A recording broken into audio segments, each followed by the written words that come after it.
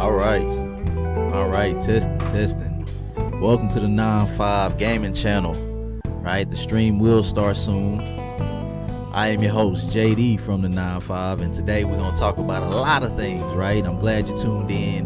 The title, right, you see, is needed. Right, a lot of things. Right, very arbitrary title, but I'll get into it really soon. But hey, if you're here, thanks for tuning in. Just drop down in the chat. Let me know if you're here. Let me know if I sound too loud. Let me know if I sound too low. Because I'm ready to get this show on the road, homie. So just sit back and relax. We gonna get into these topics, a few topics. I haven't put them up there yet on the title or anything, but we'll get into it very shortly. Once again, this is the 9-5 Gaming Channel. This is episode 7 of the 9-5 podcast. And I am very, very much excited to get into what I want to talk about today, man. It ain't no thing, bro. You know, it's something I just love doing. I just love doing this for the people, and I'm glad everybody that do tune in, show the support, drop likes, subscribe to the channel. Really appreciate it. With that being said, all right, let's get the camera right. Hold on.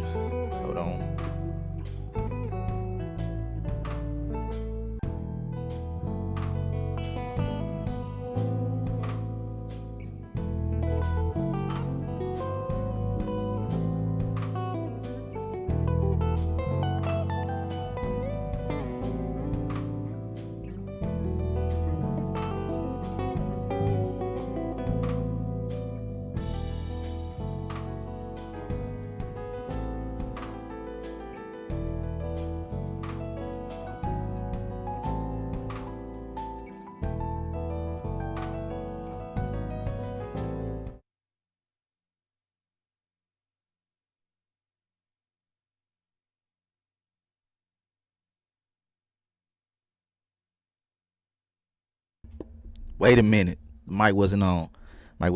This is the 9-5 podcast, episode 7, and today we are talking about the Aston Martin, right? The Aston Martin Valkyrie. Am I saying it right? The Valkyrie.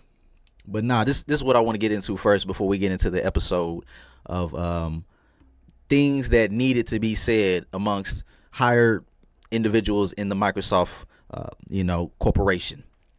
But we'll get into that later. What I want to get into is something that I've been playing lately, a game that I've been finding a lot of joy in, right? Ever since I've been a youngin'. Like, if you know me, if you know me close, you know what I'm saying?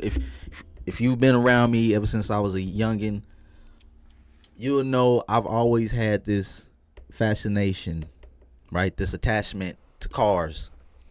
When I say cars, I mean automobiles, not no Kias, not no little Hyundais. They looking good nowadays. You know what I'm saying? They looking straight. But I'm talking about luxurious vehicles, right? Those Fast and the Furious type of vehicles. Vehicles that made you double take. You feel me? Hey, check it out. Vehicles where you throw them lokes on, you know what I'm saying, and ride. You know, you just sit back and ride. You know what I'm saying? But all those cars back then had just some character to it. And throughout time, I've always had love for cars, but I haven't really expressed it, right? I haven't expressed it. I used to be somewhat of a car designer, right? I can pull up some of my sketches from back in the day. This is the 9-5 Gaming Channel, by the way. And don't forget that, you know what I'm saying? I'm talking about cars, but we going to be universal in this joint, you know what I'm saying? We're going to talk about things I like. This is my world, and, you know, y'all can be a part of it too, you know what I'm saying? Y'all can take the ride with the homie, do your thing, but make sure you just subscribe or like, you know what I'm saying? Make sure you show some love and drop something in the chat. If you pull up, let me know. And I'll be able to shout you out, show you some love. You know what I'm saying? I always want to be reciprocal in that aspect. You know what I'm saying? I want to show love to the people that's been there from day one and the one that just popped up a second ago. You feel me? Like, momentarily. But anyways, let's get back into what I was saying. I'm talking about the one car that's intrigued me and just my journey in loving cars and just having that aspiration that aspiration to actually become a car designer or somebody within that arena. But the one car that I've been focusing on and been playing, right, or been just using in a video game, right. I don't actually own this vehicle. I would love to, right. I would love to own an Aston Martin Valkyrie. Y'all, hey, Aston Martin, holla at your boy. Right, I know I look good riding in that joint. But anyways, I'll be safe too. You always got to drive safe. Hey, if you tuned into the 9-5 Gaming Channel, episode 7 of the 9-5 podcast, we telling you to put your seatbelt on. All right, put your seatbelt on and drive safe for real. But this one supercar that we're talking about from Aston Martin, it caught me by surprise. Right, so. What you see here on the screen, no, not that way, right here, right? Let me know if you can hear me. This part of the podcast is about me and my housekeeping and what I've been doing. I've been playing Forza Motorsport, and they've recently released this vehicle to the people. So I just was very enamored by the way it handled everything about the vehicle. Exceeded my expectation. Let's see here. All right. But where we're at, right? The screen that you're seeing is the official webpage for the car itself. Let me go back. Let's see if I can go back. I think this is not the official. Let's go back. Here it is. All right. I'm sorry, y'all. This is my little segment that I want to talk about. This is what makes me feel good. You know what I'm saying? This is my spiritual animal talking to me. And that spiritual animal today is an Aston Martin. All right. A spiritual animal that I don't mind talking about. So that's what we're going to do. So what we have here is the official website. I don't know if you can see that. There it is. Woo! Beautiful. Oh, I just love the curvaceous nature of it, right? Now, when I say curvaceous, I ain't talking about a woman, right? I'm talking about the thought process and the aerodynamic nature of it.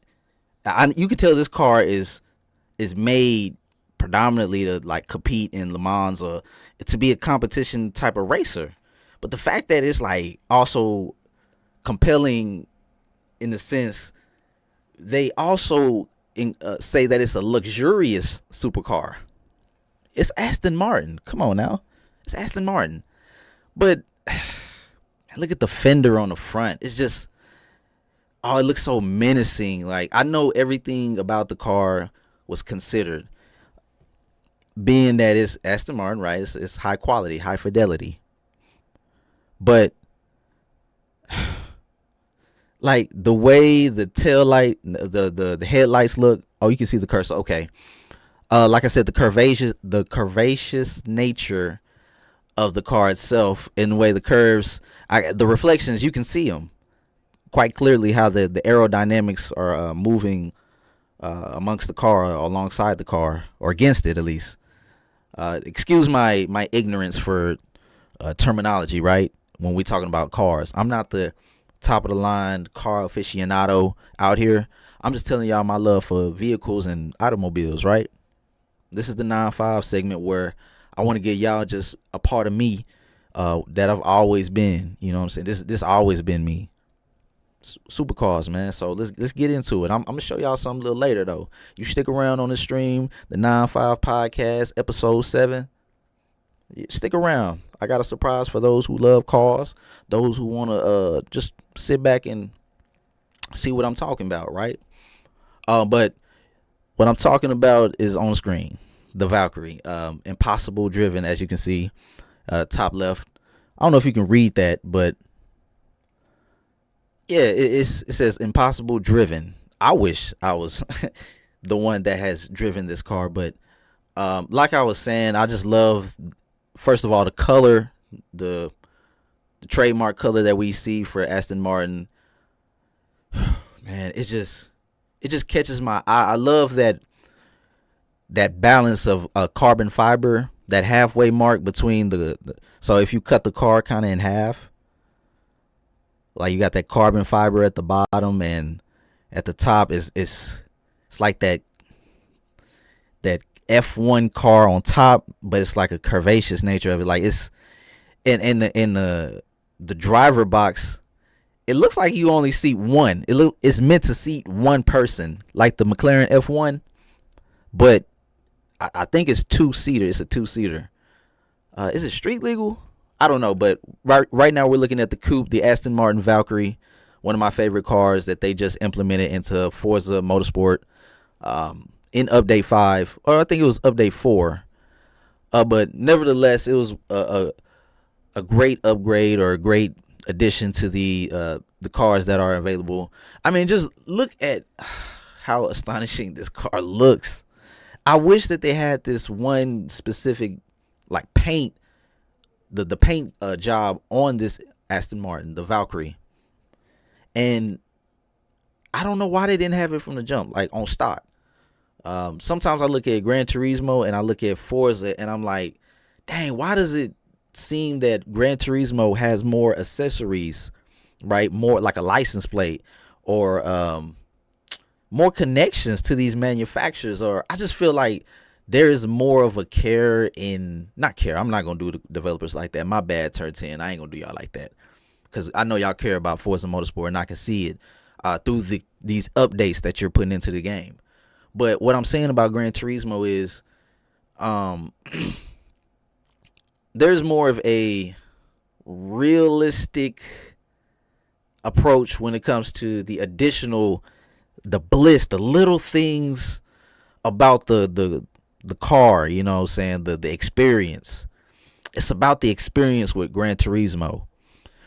Now, technologically speaking, we do know Forza Motorsport was built from the ground up. And building from the ground up, you know what I'm saying, is something that people come to terms of just hating. They just hate hearing that, you know what I'm saying? They just hate it. And I kind of agree, you know. I kind of didn't like that segment of. Let me not do that. All right, Forza, you're doing great, baby. You're doing great. Everybody, turn 10. You're doing great, baby.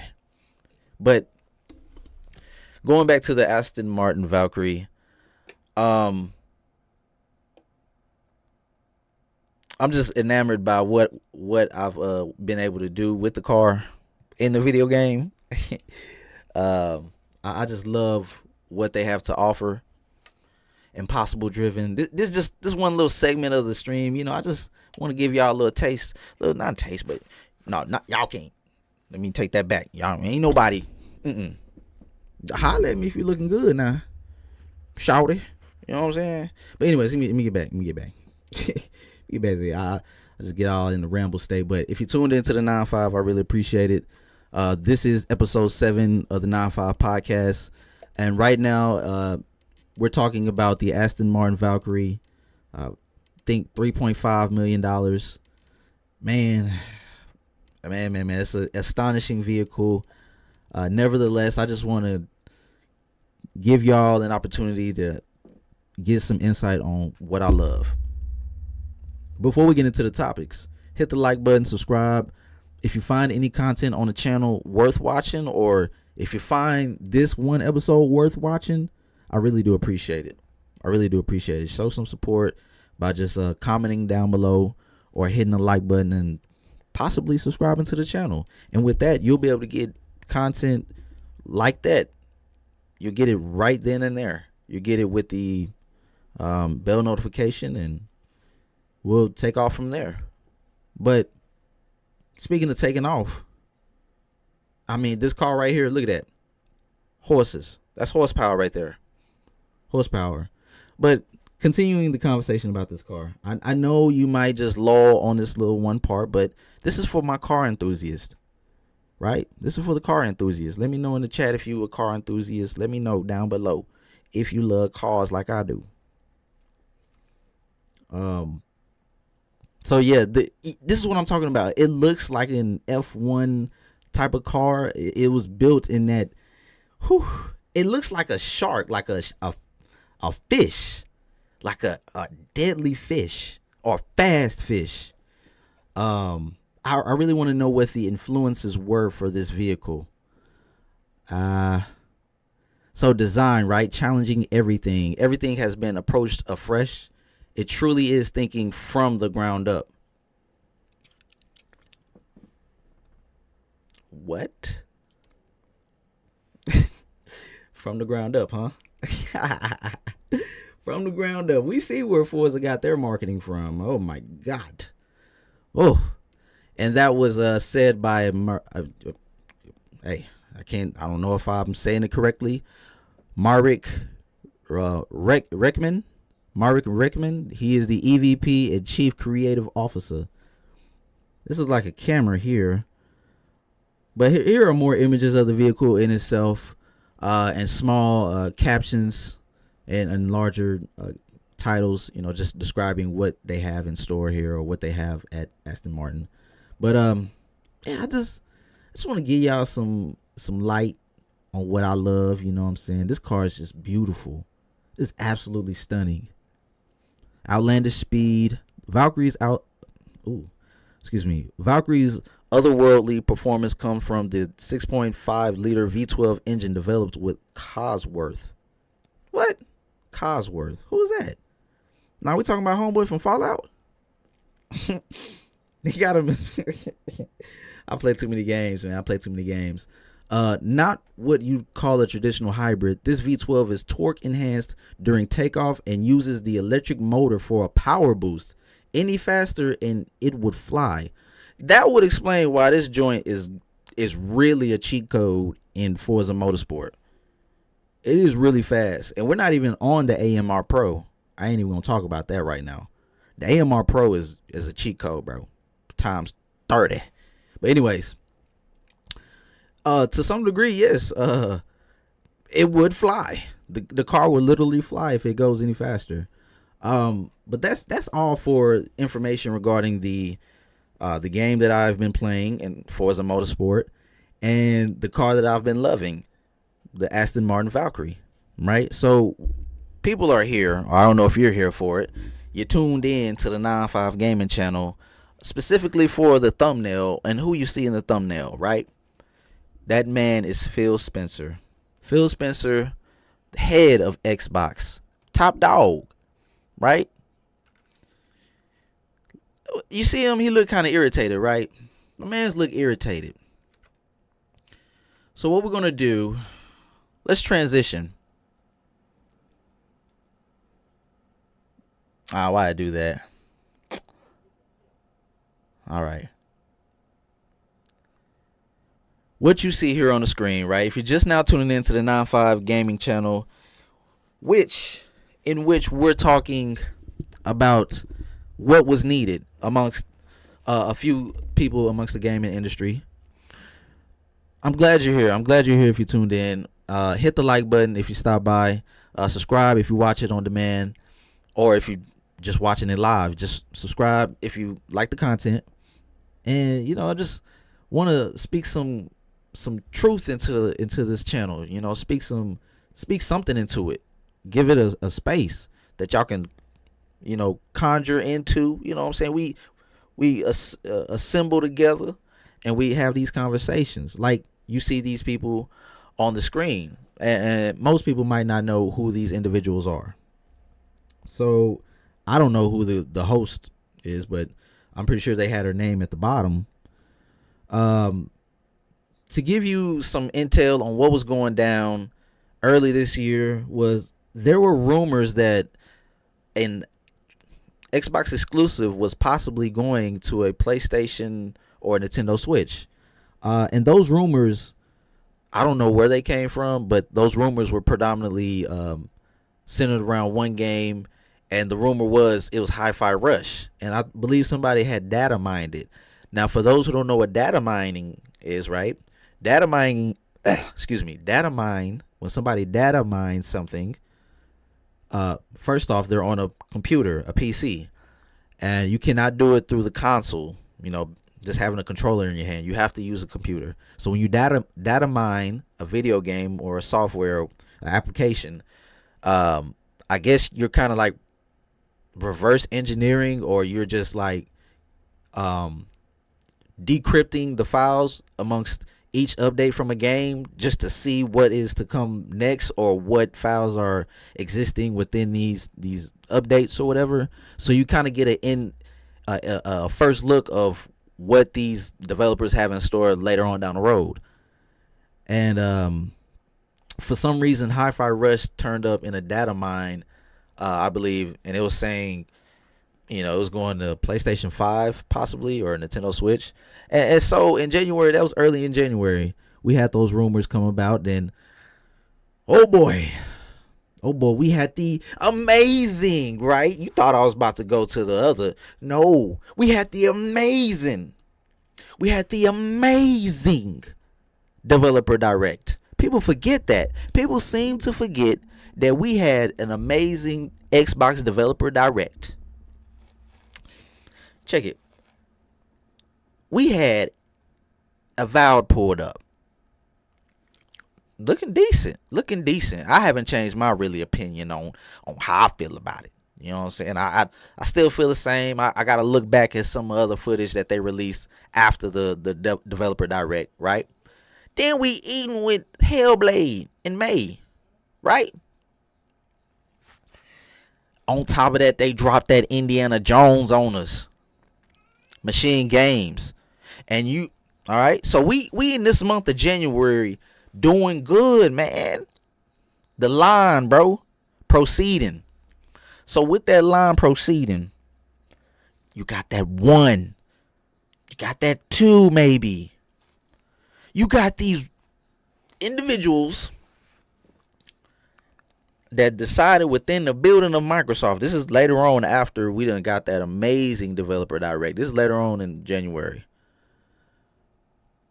Rumors has it, from inside sources at Microsoft, via Xbox Era, right? Xbox Era, go check them out. Xbox Era had posted Starfield potentially or considered for PlayStation 5. Oh my God. I mean, oh my God.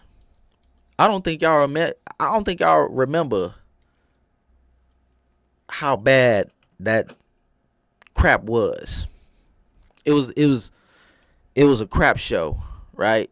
I don't spend a lot of time on social media in the first place, but to witness what I had seen on social media from people saying Starfield is potentially going to PlayStation 5. Oh my God. Right? It was a shameful sight to see amongst, first of all, grown individuals, right? These people are grown. I'm assuming that they are. But to react in the manner that they did was unnecessary. Now, I'm not saying all reaction was unnecessary. I'm saying those specific people that I caught on social media was unnecessary.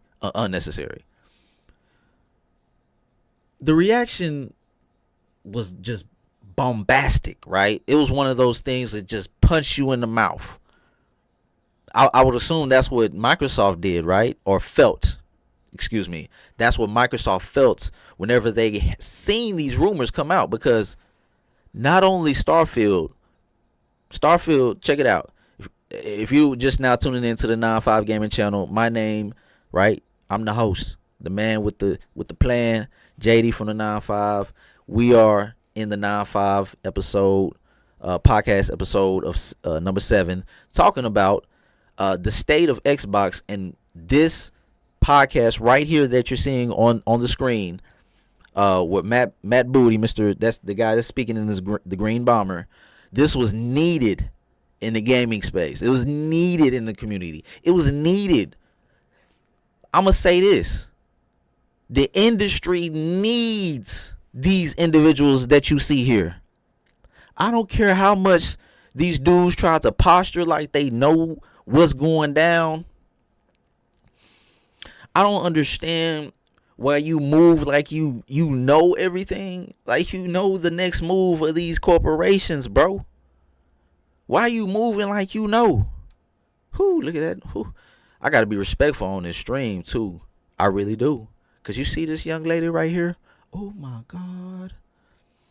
Sarah Bond, she earned her way to the top, baby.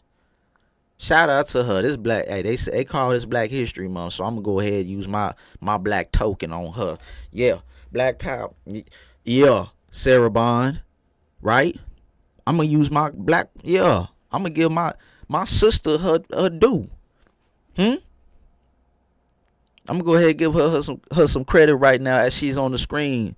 Thank you for tuning in to the 9-5 Miss Sarah Bond and laying it out, laying it down for these mustard hearts, as generals say. Right?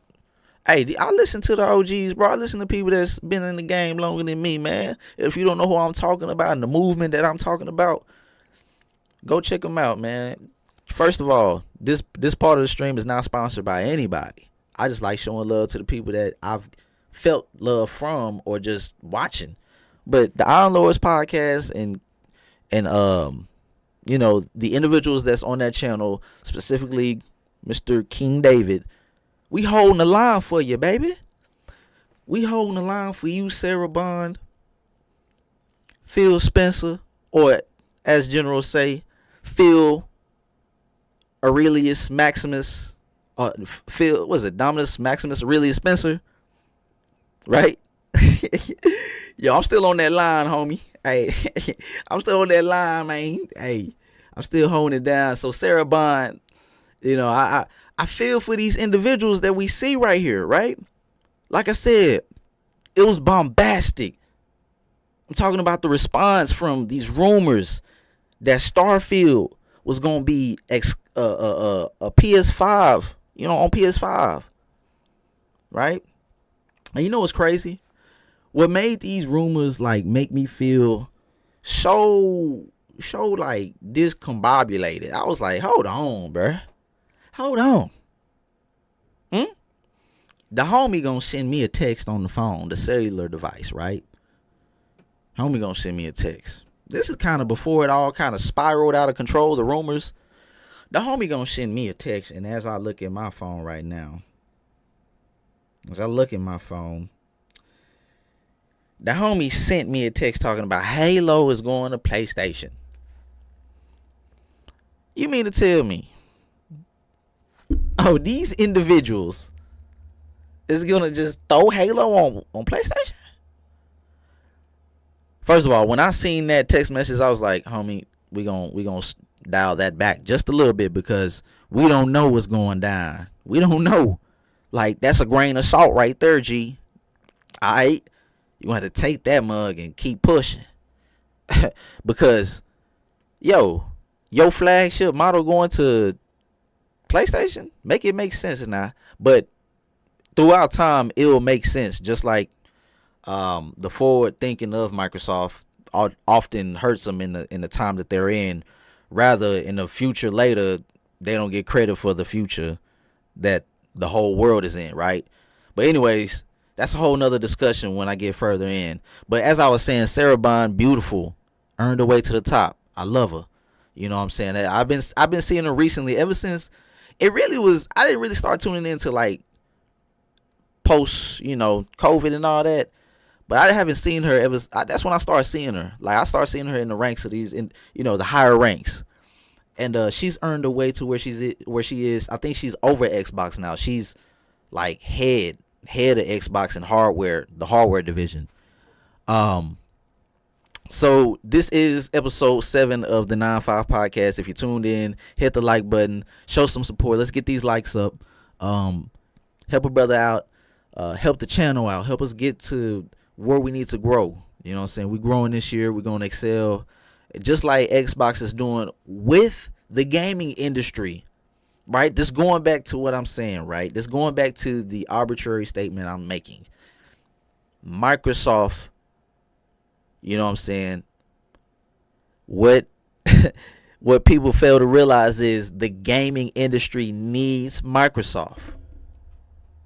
No matter if you hate them or like them to death, they are needed in this space. They're needed in this space for the growth, the exponential growth of the industry. And man, as I look at, hey, the brother that's married to, shouts out to you, man. Hey, Jay, boy, hey, we gotta be respectful, Jay. Hey, what's up though? He pulled up. We gotta throw the lokes on for Jay. We rolling.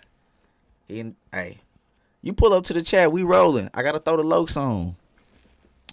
But this is the 9-5 podcast, episode 7, and I'm furthering the conversation about not only I got that text, I started seeing other headlines. I'm just, building it up to this point in which you see on the screen the podcast.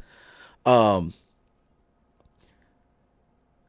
started seeing not only Starfield being considered, Indiana Jones being considered, right? All of these games being considered, thinking we was just gonna give our whole bag to these dudes, a whole slate to these dudes. It was to the point where, like, I was thinking, yeah, maybe these sources, some of them credible. You got the conspiracies of, PSYOP, you know what I'm saying? It's an inside job. Somebody inside was like, yo, let me shake things up right quick because I don't like the direction that they're going. All of these things may be happening. But I'm like, yo, bro, what you doing? Why are you taking this to your phone and typing out all of these written messages? Think about it. It's all 010101s. It's all that 01, bro. Like you seeing on the screen. If you tuned in, come on, bro. It's virtual. You really typing out your feelings like that, fam? You giving up on Xbox like that, fam?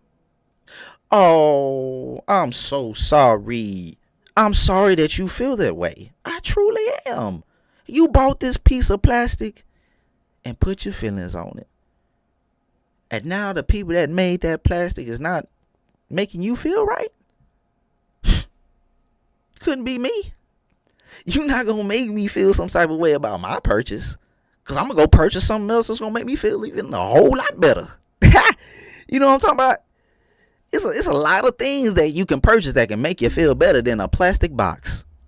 But those who choose to just partake in the nature, right?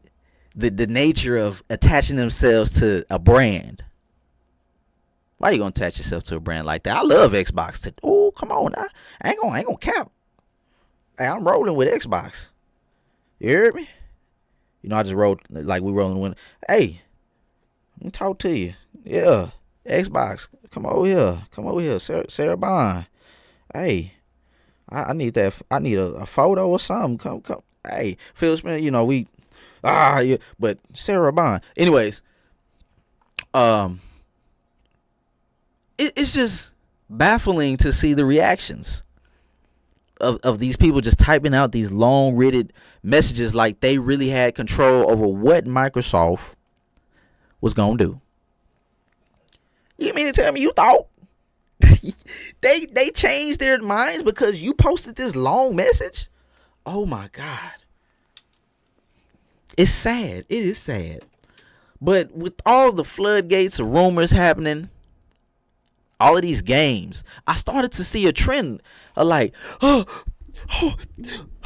my God, they might have Halo, and cause I ain't gonna cap. I was part of that little crowd of like individuals. I was like, man, look, I don't know about Halo. Gears, right? This was another rumor. Gears of War going to PlayStation. Oh, see, that was the same voice I was using whenever I was like expressing my vitriol for that rumor. And that was on my last podcast. Go tune into that. Right? I did it with the homies but we're gonna get better in our way in how we communicate and do podcasts. But just like I'm doing here, I want to excel with Jay. You know what I'm saying? We here today. We talking about what's needed, and that is Microsoft in the gaming industry. Here on the 9-5 Gaming Channel, episode 7. I'm glad you're here. Hit the like button, subscribe if you haven't already.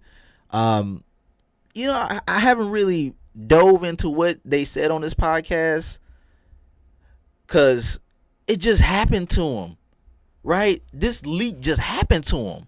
It was just fast, too fast, Just it was some little lull point, right, when we was waiting for them to say something. And I think that's where the frustration of those who expressed all of that in 00101 form, or in digital format, like, bro, why you? It's some people that had legitimate reasons as to why Xbox shouldn't have their first party or flagship titles go to PlayStation. Valid, very valid. I don't try to invalidate somebody's reason for why they love something. Right? If you love it, bro, you love it. Go ahead, do your thing. I'm talking about gaming. Talking about gaming here. Choose your console of preference, where your friends at, and possibly you'll conjure up enough funds to get another console. That's just plain and simple. That's how it is with me. But I'm not a multi-console owner. But if I had that privilege, I'll be one of those people that just have all consoles. You wouldn't have to go through all of this nonsense.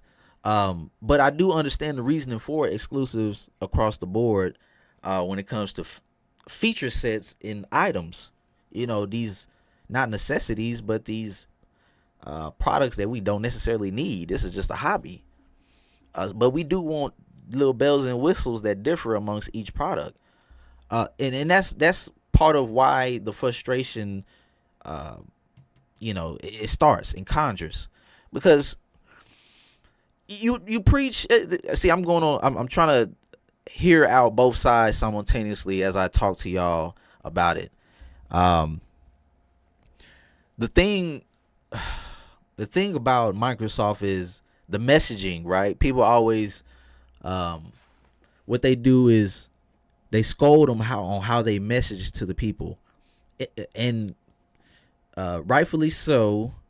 That is fair critique of how they carry out the vision for Microsoft. Excuse me, I'm just trying to figure out what I'm trying to say here, because I don't want to fumble and make anybody look bad, or better yet, myself. But with Microsoft, I feel like their messaging always is going to be somewhat vague and corporate, because they're outside of Xbox. They're Microsoft.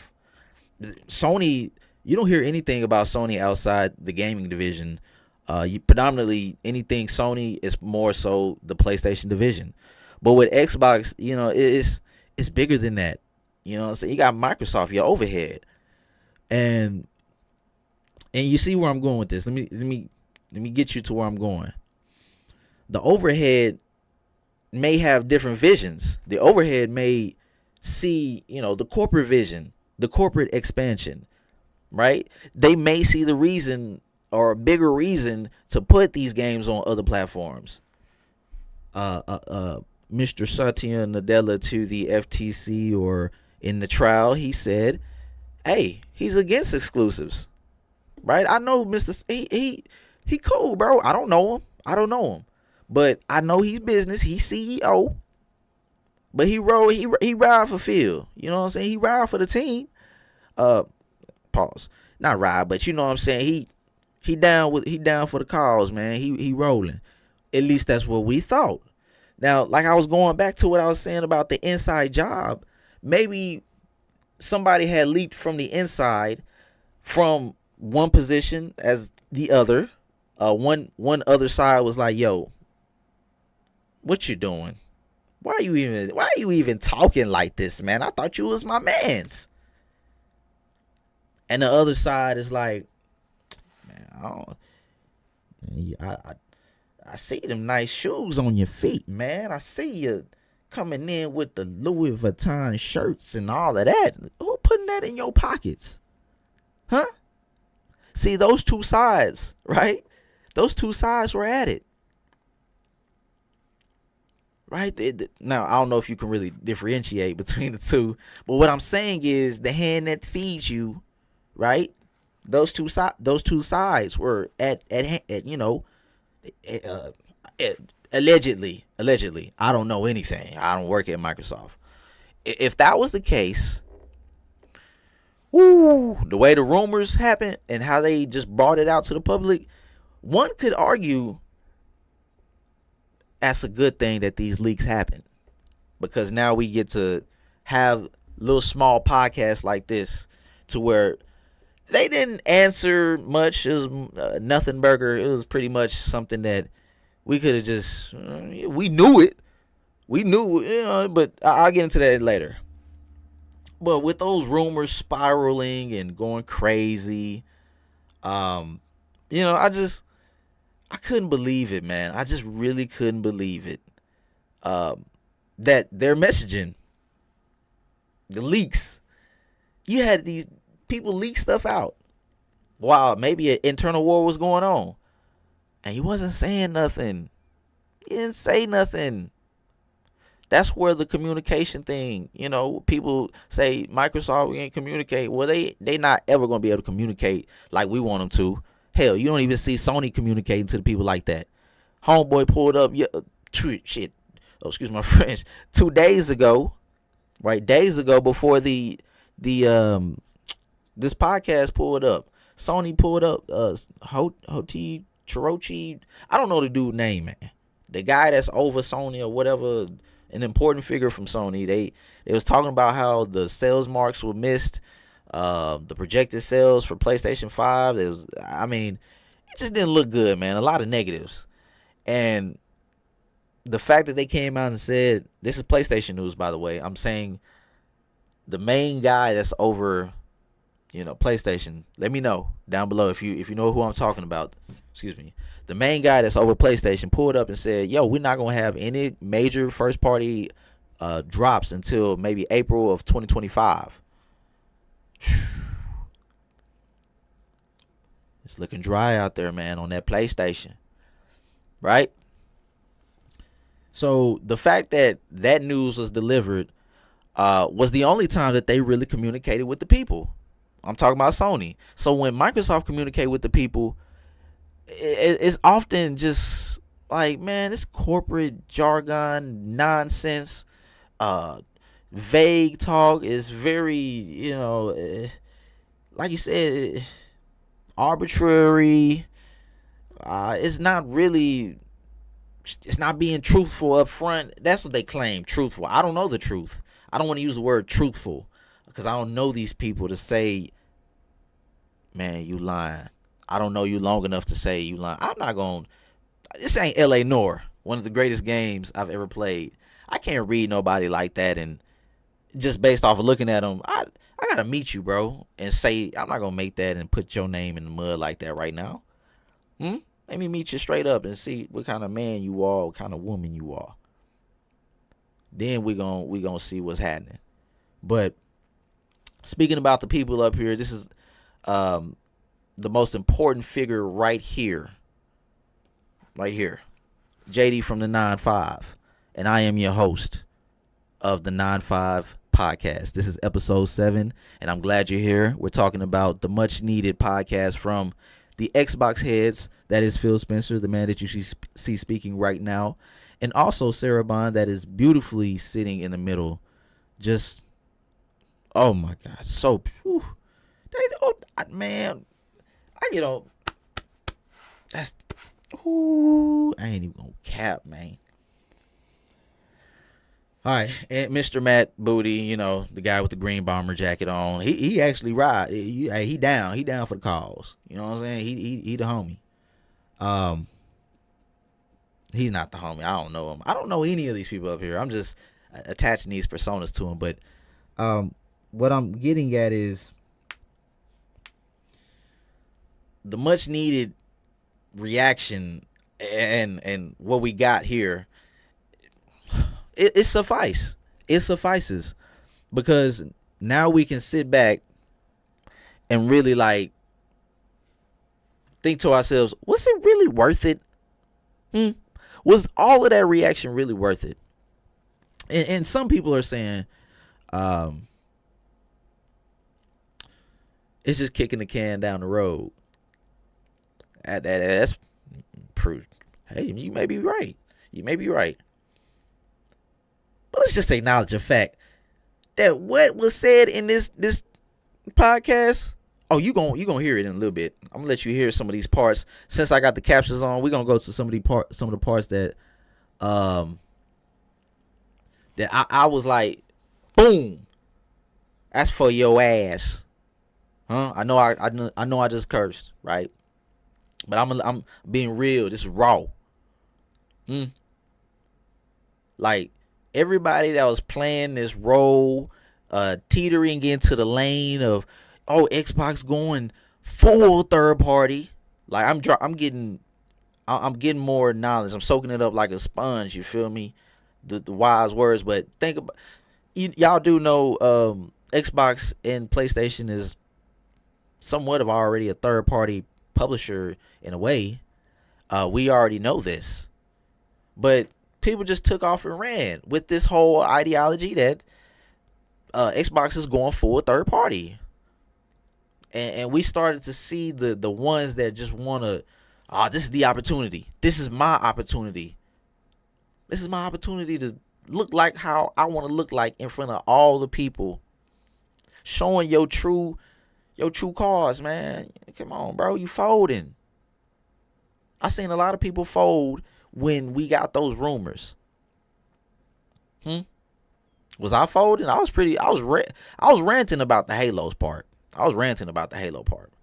But I kind of thought about it because my partners was over and they was trying to drop game on me. They was trying to say, man, we really want more players, out there. We really want more players to play Halo. We want the rumors. Hey, PS5 blows. What's going on, man?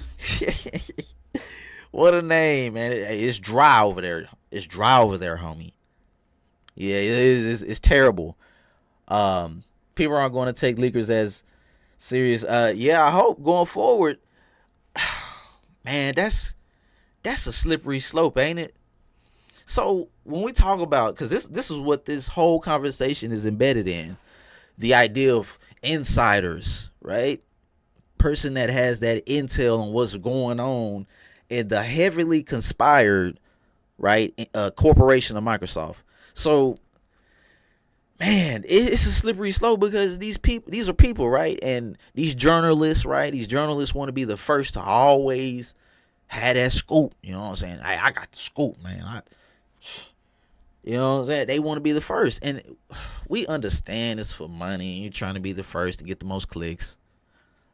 But hold on, man. That's not how we roll. We don't do that. We don't do that over here on the 9-5, man. We got some integrity, bro. Like, that's why I don't want to ever say what I'm saying for fact. I want people like PS5 blows, like the homies, like the people in the chat to pull up and say, hey, man, you got some of that information incorrect.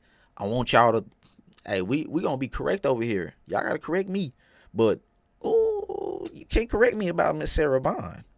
Oh, I know everything good with that. Oh, oh my God, that's the black. All right. Let me calm down.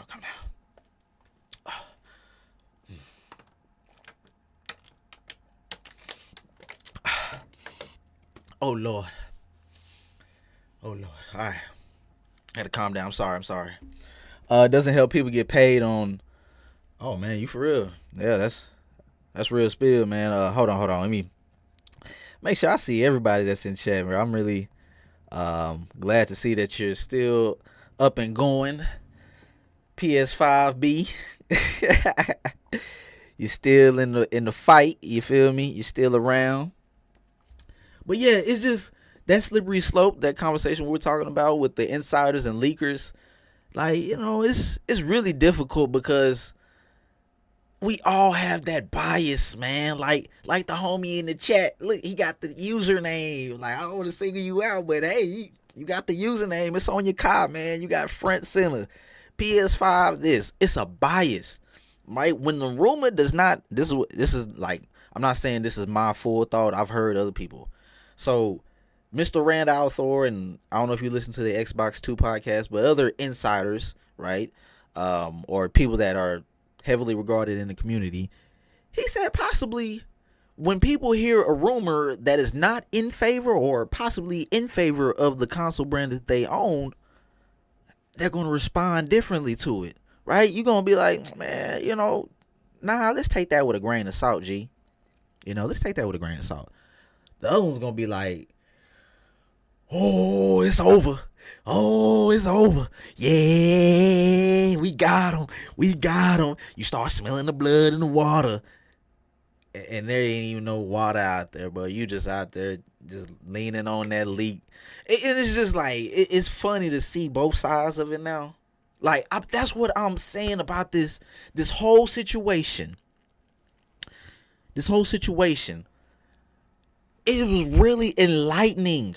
I don't think people understand how enlightening this situation is in terms of how it unraveled not only the people who love the games, right?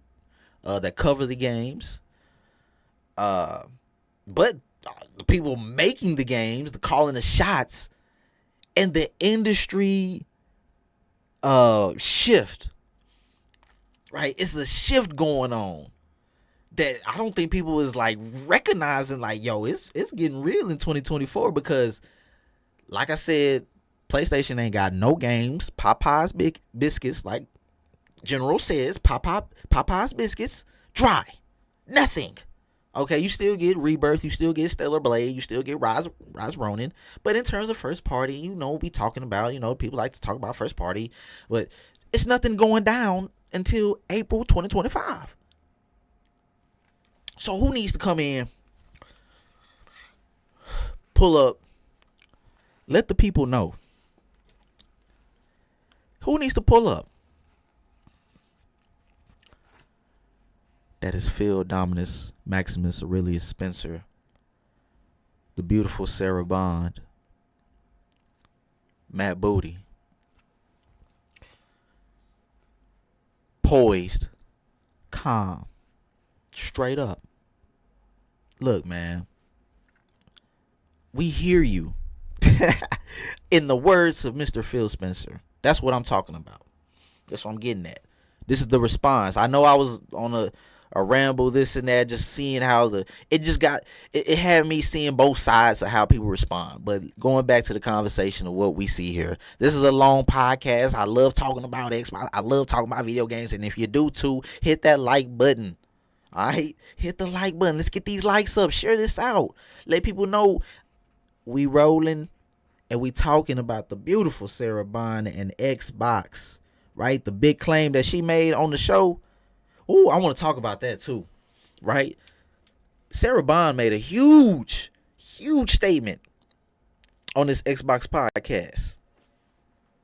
But going back to Phil Spencer responding to the rumors, he came out with a tweet saying, we hear you, right? We hear you. Hey, let me know in the chat if y'all dig what I'm saying. If you following what I'm saying, if you on par with what I'm talking about. You remember when Mr. Phil Spencer responded before all this went down, or at least the Xbox podcast announcement. Phil Spencer came out with the corporate, oh, we hear you and we are listening. We will release further details about an event going down in the next week or so. Well, still kind of agitated people whenever he dropped that tweet, because the rumors was going around for a minute. You was like, you're going to wait until this point to respond in this little lowly manner, in which I just kept my mouth shut. I just look at the online reception. That's why you don't see me throughout the week that much posting like that, because it's like, yo, I'm going to let y'all have that. Y'all going to pull up on Saturday to the 9-5 and hear what I got to say, right? Y'all going to hear my full-fledged opinion from the 9-5, straight from, the homeboy mouth. You know what I'm saying? Straight from the Big G. Hey, right here. Big G right here. We gonna talk about it. Right? And what I'm saying with Xbox, your messaging gotta be better. Phil, you gotta be better. You gotta be better. Man, when you did that, I was like, bruh, really? So, being that he responded in that manner, or the lack of response. Yeah, ponies took that as bad news. Yeah, they did. PS5, they took it as bad news. See how it worked out? Okay, so it didn't work out too well for them, because I think the universe. This is why Starfield belongs on Xbox. All these choices that was made. I don't know if you played Starfield before, but I love Starfield because it's like one of those retrospective, kind of introspective games or something that I can look at and kind of see what their intent was. Everything has continuity. Everything has reason. Things just don't accidentally happen. You know what I'm saying? So with these leaks happening, for some reason, Sony, they already had this planned out for the earnings call or whatever they had Tuesday or 2 days prior to this podcast. That was very, very useful, in Microsoft's grace. Excuse me. In Microsoft's grace to the industry. All right. The fact that headline popped up, PlayStation ain't got no games. No games. You mean to tell me we ain't even in March yet of 2024? And you talking about, man, we gonna sit y'all to the side until maybe next year. We gonna tick you a little bit. We gonna give you, sprinkle a little third party on you. You know what I'm saying? Just play with you just a little bit. we gonna give you nothing.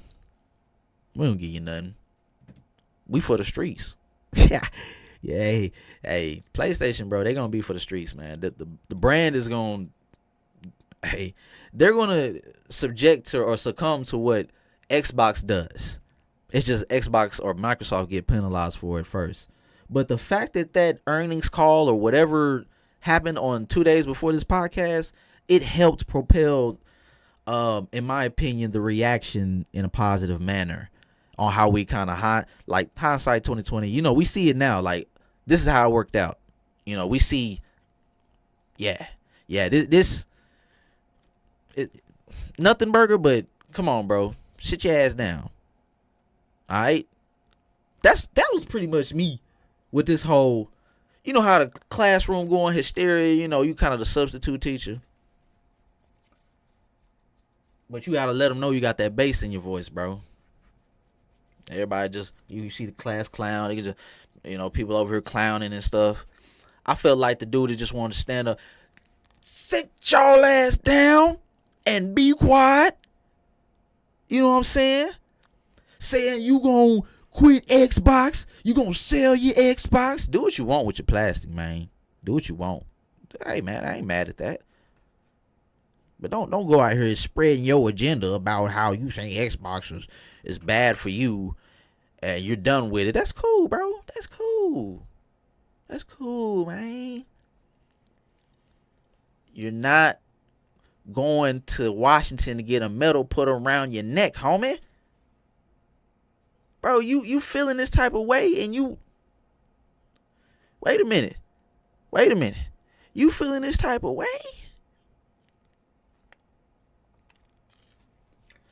I just don't understand. It's specific people I'm referring to. You can go back to I don't know if you're familiar, Mr. Alex. Oh, that financial report from Sony was bad. Yeah, the opponent. Hey, PS5B. Hey, I know you be pulling up to their live streams like Oh, wait a minute. You finna turn the 9-5 podcast into a messy cast. Because I don't want to do that. I don't want to do that to the people, bro. But go check out, Oh No Alex. It's Alex. He got a compilation of all the dudes out there that was wilding on their reactions. Crazy. This is what I'm saying, PS5B, with your chat. I see what you're saying, homie. See how it worked out for him? Sony gets Xbox scraps so far. Huh? The scraps. Meaning, man, we done did our thing with that right there, but we see you thirsting this year. Thirsting. That AAA gaming, that unsustainability of a you know what I'm saying, of a business model that you got. Homeboy pulled up, was like, man, what kind of business y'all doing here? Homeboy pulled up, was like, what is Sony doing or the PlayStation doing? I'm trying to understand. How is this sustainable? Now look at you. Like General says, pies, biscuits. It's dry, man.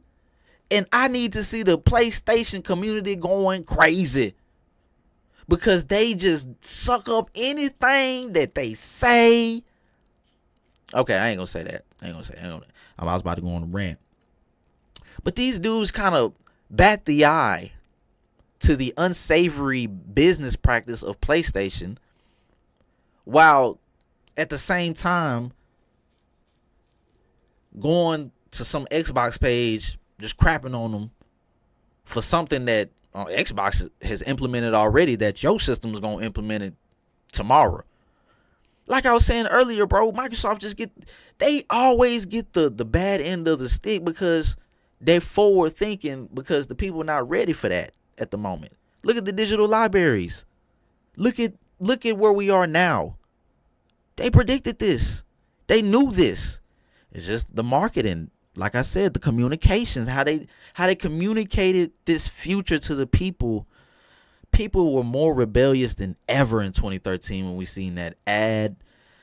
Oh boy, that was the KO, right? That was the KO, yeah. Yeah, you watch Alex. Yeah, I call them scraps because they ain't. Yeah, I know what you're saying. Yeah, Pentiment. Yes, so if you're tuning in, I'm talking about what the individual friend of mine, PS5B, has said. Hey, PlayStation getting them scraps this year, bro. They ain't getting the real deal big games that like there was rumored, like, you know what I'm saying. Let's get into this podcast because I really want to get into it. Oh, with these journalists and leakers, but I'm looking at this chat. You on fire, man. You on fire. I need the PlayStation community to be up in arms about how dry it is this year. Because remember, right? Remember 2022. Remember 2022 for Xbox. Where is this? Hey, check it out. I need to see an article every week. Let me get the mic. I need to see an article every week from now on talking about, how does the future of Sony looks? Huh? No games for 2024. Remember all the questions that people have for Xbox. They go to Xbox tax. We talking about PS5B. And it's not an Xbox tax, right? I don't agree with the fact that it's an Xbox tax. It's a Microsoft tax. Because people attach this. I don't understand that. Why do people? My bad, bro. It's not you, man. We really need to have like real conversations. I really want to have conversations with people. Maybe do like a call in. But anyways, what I'm saying is, Microsoft has a tax in the sense of people put a doomsday. They always put doomsday on these big corporations because they feel like, tomorrow is the end of mankind, right? They're going to turn off all digital access to your games and they're going to shut it down. They can do it. You know what somebody can do? They can do anything to you and you'll be gone. Things can happen, but will they? Nobody knows. But the weight of that fear resides on Microsoft, then which trickles down to Xbox because it's corporation and you know what I'm saying? They put that weight on Microsoft for the time. Then, Sony just over there looking like, shoot, well, we can go a little bit longer. People that, our fans ain't gonna say much, but we can, we like what they're doing, but we can't hold that weight right now. But we gonna gain a little bit of it over time. You feel me? They gonna come to where Microsoft is at, but just not at now they're getting it in crumbs, bro. They getting it in crumbs. Because now look at you. You're getting these third-party releases. 2 games that look pretty much the same. I look at these 3 games that I just named off. Rise of Ronin, Stellar Blade, Final Fantasy. What do all those games have in common? I know I'm talking about Sony, but this is what I'm getting to. If you tuned into the 9-5 podcast, listen to what I'm saying. This is episode 7, and this is why it's titled Needed. What do all 3 of these games have in common that PlayStation is coming out with third party? What do they all have in common? Rise of Ronin, Stellar Blade, and Final Fantasy. All them jokers, right? All them games. Swords. Fantasy. I ain't saying they're bad. I ain't played them. We haven't played them yet. I ain't saying these games bad. But this is what they getting this year. This is what you PlayStation fans, the PlayStation media, the overwhelming console that resides in homes all over the place. That thing catching dust this year, bro. That thing catching some dust this year. Because the first party support ain't going to be there. Third party, of course, is going to be handled by Microsoft. And this is what I'm saying. They all they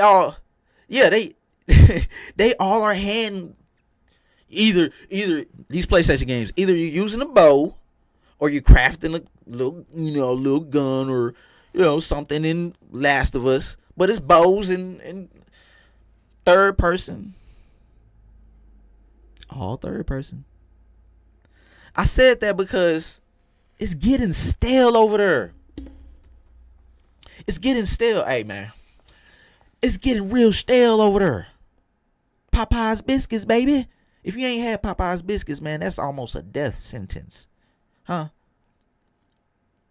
You eat about 3 of them biscuits, man. You better be calling up that hotline because you must not want to be here. You better have a jug of water on you. It is dry. The driest experience you've ever felt. Now, I know brothers that's experienced some dry other things, and that's a sad case, but, hey, that's neither here nor there. Anyways,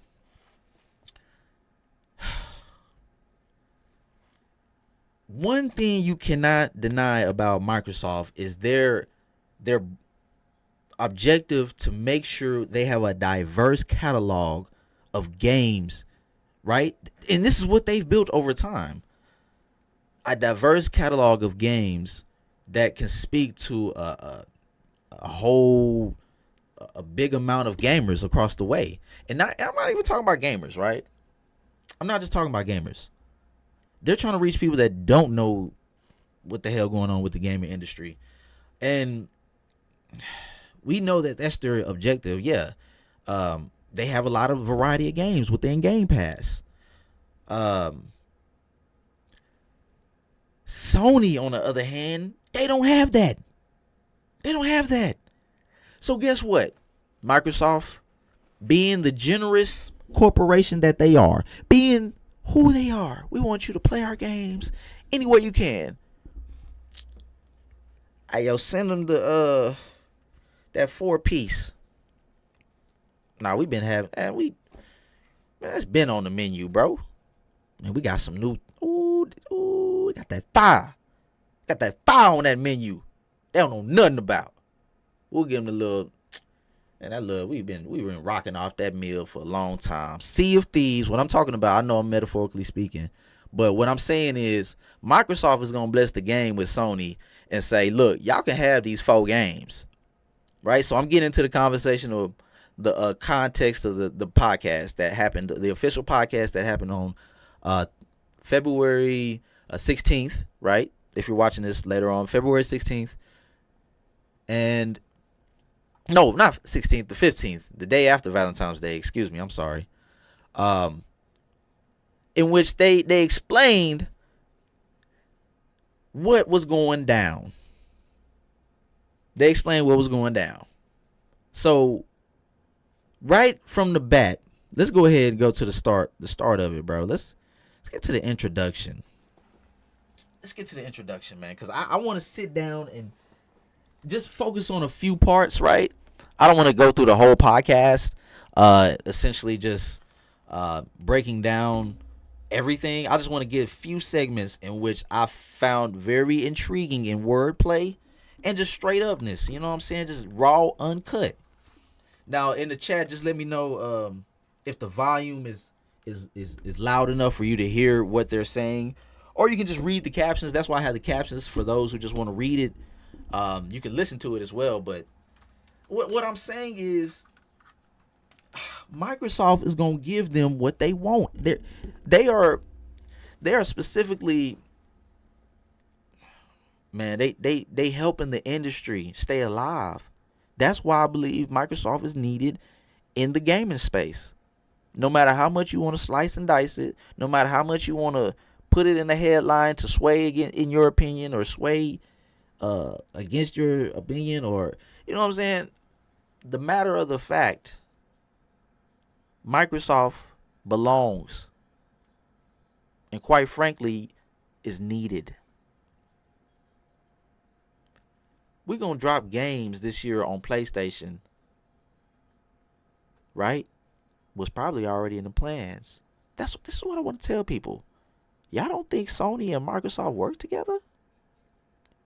Y'all really believe that these two corporations are just really at vitriol with one another, that some form of communication don't happen at all? Like, they work hand in hand with one another.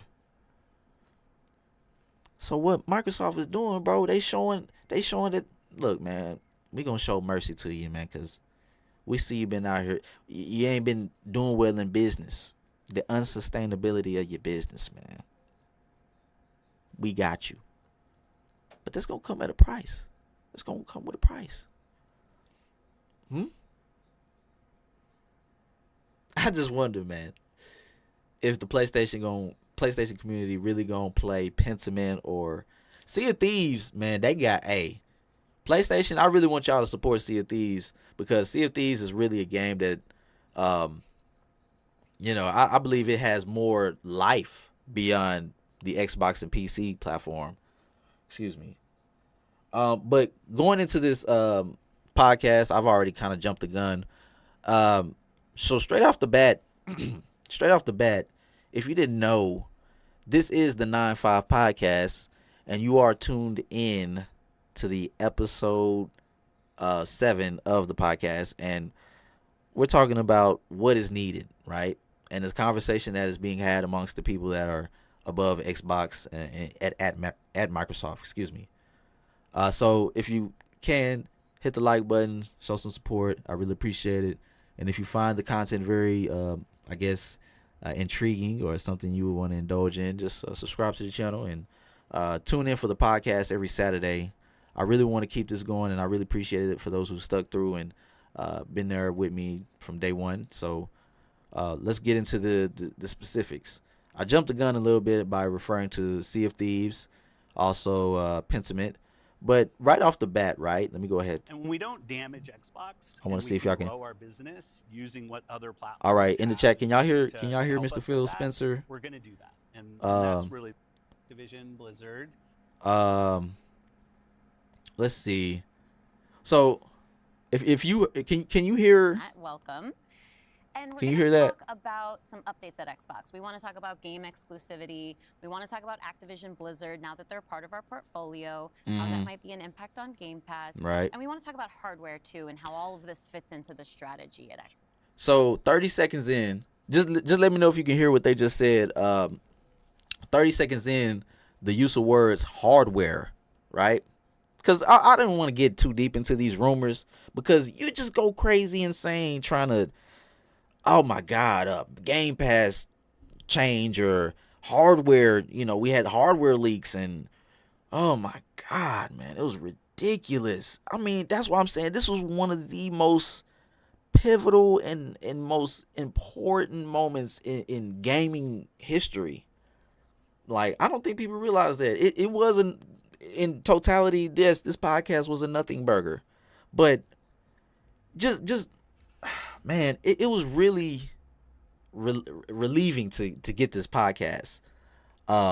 Okay, so let's furthermore get into to what's being said here. Well, when we Listen originally to had him. planned for the show, Listen to starting him. what, back in December, I think we probably would have started with Activision Blizzard, maybe talked a little bit about the exclusivity with some of the news coming up and then hardware. But we've had some unforeseen news that has come out. So let's just go and tackle the exclusivity question, because I know it's on the minds of a lot of people. We hear from the community, and that's an important input for us. All right, so I'm sorry I was pausing it, but commendable, very commendable for Mr. Phil Spencer himself to just jump the gun. Go ahead, let us know what's going down. Don't play with us. Let us know what's going down. So let's go furthermore into what he said. So we made the decision that we're going to take 4 games to the other consoles. That's 4 games. Just 4 games. And if you're just tuning into the 9-5 podcast, you heard it here. 4 games. 4 games that Xbox is bringing to the PlayStation console. Wow. 4 games. We're gonna feed the streets, man. The streets is hungry. Huh? Man, you know how the OGs on the block? When it's the block party, who throwing it? The OGs. The OGs out here, man. Microsoft, bro. Hey, we ain't got no games until April 2025. You think you can toss us over Sea of Thieves right quick? We learning this live service strategy, you know, with Helldivers and all that. You know, hey, we think we can hey, send us over Hi-Fi Rush. Now, vaguely speaking, he did say other consoles, so he could be talking about maybe Sea of Thieves and Hi-Fi Rush, you know, or you know, to Nintendo Switch. And we know the rumors that's been going around about the Nintendo Switch that was supposedly supposed to release this year, but now rumors has it is that it's coming out March 2025, and that's another huge. We gonna get into that the hardware statement that Miss Sarah Bond made, because I'm gonna make a huge jump. It was only 20 minutes, but that one statement she made had me really thinking about the handheld market whenever Microsoft does get into the next generation conversation. So these 4 games, right? It didn't state what 4 games they were.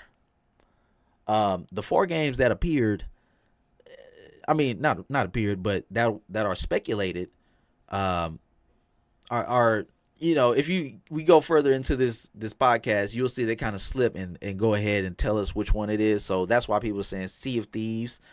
He was explaining about let me see. He's explaining about, oh, okay. Yeah, my bad, y'all. The community driven aspect of it, right? And we kind of put our it was like, oh, okay, there's no other game that's community driven like Sea of Thieves possibly, or Halo. Woo. See, I don't know, man.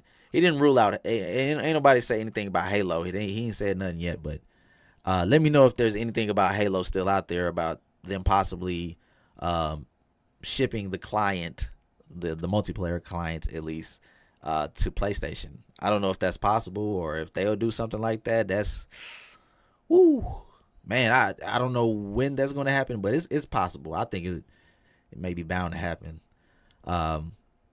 Who knows? But strategy. He's talking about the fundamental exclusive strategy for some specific reasons. Mm-hmm. We make every decision really with the long-term health of Xbox in mind. Mm-hmm. And long-term health of Xbox means a growing platform, our games performing, mm-hmm. building the best platform for creators. reaching as many players as we can. And let me know in the Always chat if looking you to was learn able to as a watch it all the way leadership through. team, and to What was your grow. biggest I think this takeaway is an from it? interesting point Like, in let me know in the time chat, for us you know what I'm to saying, if you use what tuned some of the in. other platforms have right now to help grow our franchises. So we're going to do that. So these 4 titles, what are they? Can you say? I'm not going to name those games. Hey, yo, this is the first part. I was like, all right, Phil, come on, bro. Come on, bro. Don't do us like that. Don't do us like that. He said he didn't want to name the games because he didn't want to take it away from the studios, those moments from the studios. How do you apply that? First party games. I mean, there are things to take away, key takeaways. But come on, bro. I'm really here for my my sister, man, my sister girl. Man, we're hardware. Xbox hardware. Her little segment right here. So I guess this is what I was talking about. I don't know if you can see it, but gaming communities, I believe in this one little segment of the video or the podcast, they were using language that could give out information on what one of those games are, at least, possibly Sea of Thieves, community driven, in which I'm not against that. I'm not against community driven games going to other platforms. Any game going to any other platform, I can care less, right? I'm living life every day trying to make it, bro. I ain't got time to be tripping on what game release on this and that. I just want to play it or get the money to get it. You know what I'm saying? Like, it's a hobby, bro. It's a privilege. Always remember that we blessed to be alive and partaking in this industry. You know what I'm saying? In this thing. But anyways, the community driven, yeah.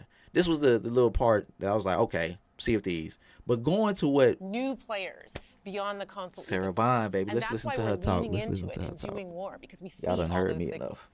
So we're talking about the role that hardware plays for creators, for the games and those communities. What about the role that hardware plays for us as a business, for Xbox? When we look at our hardware, it really is, and Phil said this earlier, it's where you get like the most flagship seminal experience of Xbox.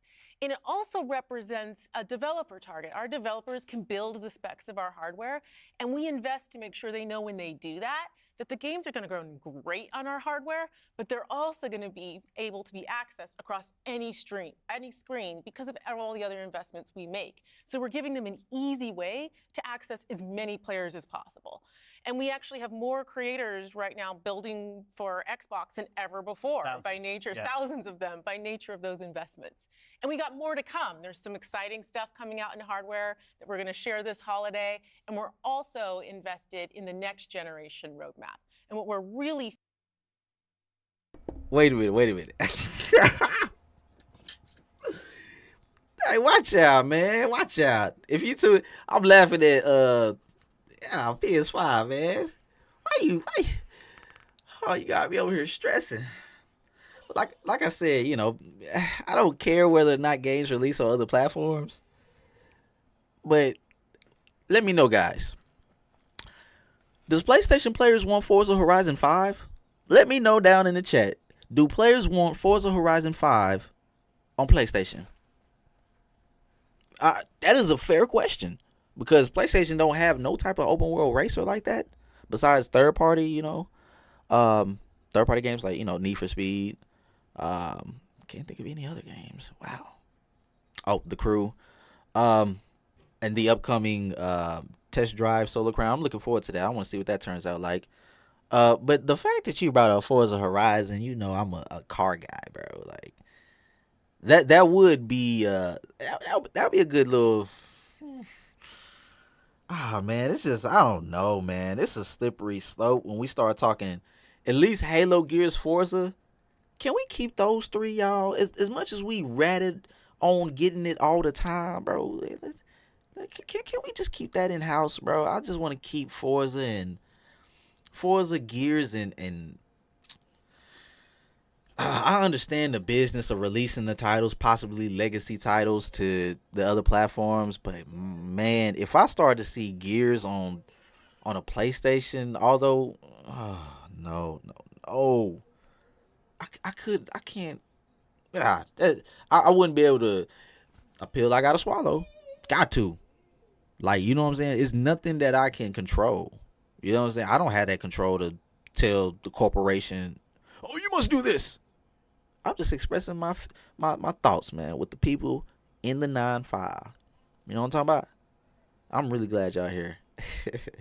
Really glad you're here. If you do tune into the 9-5 and pull up, hit the like button. Help me get these likes up.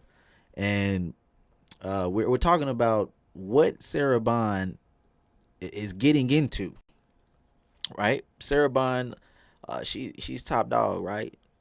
Well, I that's respectfully, in all due respect, I'm saying that. She's the head, right, of Xbox hardware development. She's earned her way, and what she's alluding to, what she's getting into, is how they are vehemently, right? I don't know if I'm using that correctly, but they're vehemently adamant in producing one of the best pieces of hardware, as they've always been committed to that. But let me get into it. Let's go ahead and listen to what she's saying. Let's go back a little bit. This one little part about hardware. Many players as possible. Many players as possible. Right? And we actually have more creators right Listen now to what she's building saying. for Look at Xbox the than statement ever that she's about to before, make. By nature, Yeah. thousands of them, by nature of those investments. And we got more to come. There's some exciting stuff coming out in hardware that we're going to share this holiday. And we're Ooh. Did you hear that? She said this holiday they have some plans to share something about hardware this holiday. Now, she's not talking about controllers. I don't think she'll just say that. You know, it is corporation talk. But come on now. If you're going to speak about hardware, where are people's minds going to go? They're specifically going to go to some type of device that plays games on it. Period. If you're talking about controller, bro, don't mislead us like that, baby. Miss Sarah Bond, don't mislead us like that. But if you got something in store this fall for us, hardware-wise, bring it on. Bring it on. I'm down. As we seen in the leaks, right? The unfortunate leaks from the FTC, the documentation, I believe that was accidentally leaked within house from Microsoft. It revealed their whole roadmap for not only this generation, but probably up to 2035. And what we seen was probably like a console mid-gen refresh, but not so much power-wise. It just has enhanced features. It was like a cylinder-shaped type of Xbox. So is that possibly in play for this year? Who knows? A more cheaper digital version, all digital version of the Xbox Series. But yes, she's making some very prestigious, claims about the hardware that they're conjuring up at Microsoft. And she would know. She's been around. She's a gamer, right? She got the heart of a gamer in her, and I love that. It beats. You can tell it beats, bro. That's what's keeping her so beautiful and youthful, man. You know what I'm saying? I don't know what else she got going on, but based off of the gaming world and space, it's keeping her alive and youthful. That's what I love about the gaming space and the gaming industry. It should bring you joy. That's what I want. That's what I try to emulate, or at least show on this channel, is that this is all joy, bro. Like, I'm not over here to like tell you. I don't do that mess stuff, but I'm gonna tell you like it is. You know what I'm saying? I ain't gonna be messy with you, but I'm just gonna be straight up like, man, come on. I'm trying to let you know this is all for pure joy, bro. I love video games, and the fact that they put her in charge of the hardware, like, I know for a fact we're gonna see some things, right? We're gonna see some changes in hardware, but also invested in the next generation roadmap. And what we're really focused on there is delivering the largest technical leap you will have ever seen in a hardware generation, which makes it better for players and better for creators and the visions that they're building.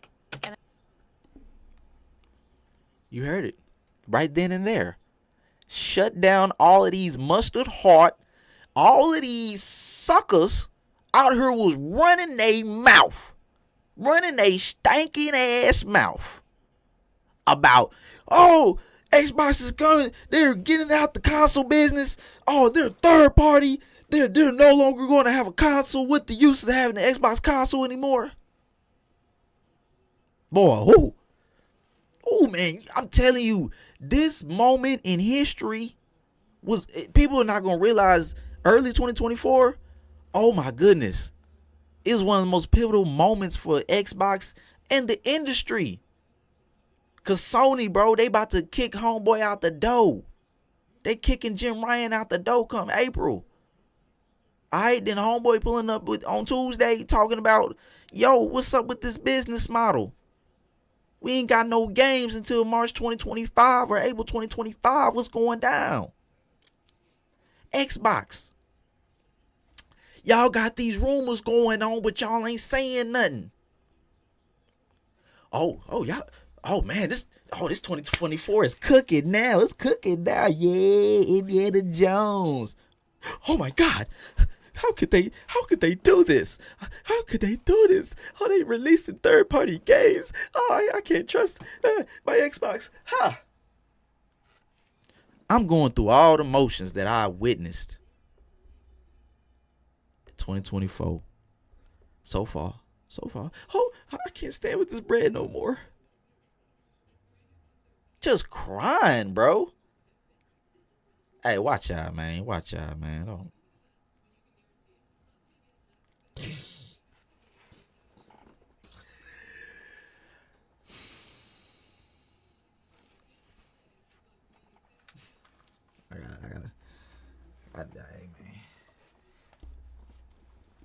I gotta differentiate myself since you talking like that. Yeah, I'm looking forward to Indiana Jones too, man. I'm looking forward to Indiana Jones, man. You funny. Oh man. Let me slow down.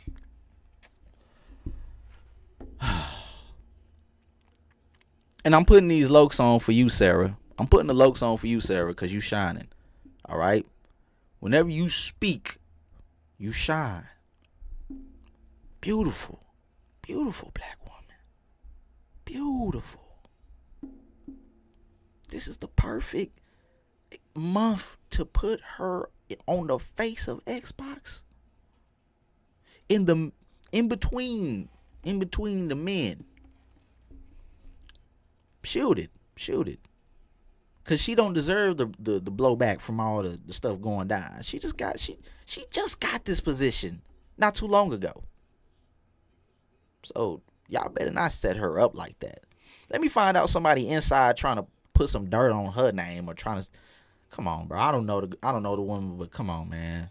Hearing her speak about the hardware, making these huge claims. The biggest technological leap that you will ever see. Baby, what? Yo. Okay. Yo, that's man. I came across.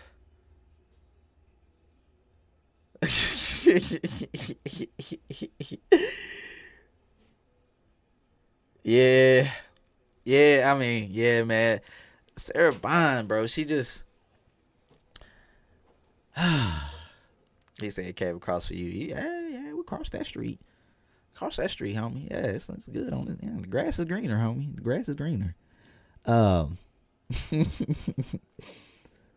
With her statements, the biggest technological leap. I believe the software is capable, or the software engineers at Microsoft is capable of producing that type of console, right? Now, going into the hardware and what I was speaking on, talking about how advantageous it would be for Microsoft to start lending out, or lending out some lending out some developers, not developers. Am I gonna, like, in-house people, in-house coders or engineers across all these third-party handheld, right? All right, we got the ROG Ally. Listen to me now. Here where I'm going, because Microsoft is already set up, right? They already set up with Game Pass. They already set up with Activision King. You hear me? King. because they know the infrastructure of the mobile marketplace. They know how to move that market dollar, right? How advantageous would it be for them to really start putting their games on these mobile platforms? So speaking on the Switch 2 or, the Nintendo, we've been seeing it with the beautiful Sarah Bond not too long ago. She had, or it was in a studio or something. This wasn't just her room or whatever. It was in a studio. They purposely had a Nintendo Switch in the background. Now, I don't know if that was specifically for that 10-year deal that they signed, referring to Call of Duty, the 10-year deal that, that was like okay, FTC, let me show you that we out here, like, being nice to your friends, okay? So, putting you really think about Steam, the Steam Deck, the ROG, if you build up your Steam library, and now you have Xbox exclusive, PlayStation exclusives, all on one mobile handheld device. I'm saying, how advantageous of Microsoft would it be for them to partake in a handheld, a handheld device? And now there's been rumors of like a Series S version, or a series kind of, a series handheld where it's dockable. And I'm like, you may be up to something. But I got to see how the Nintendo Switch 2 fares, right? We don't know the official name, but I want to see how, right? It's going to be gimmicky.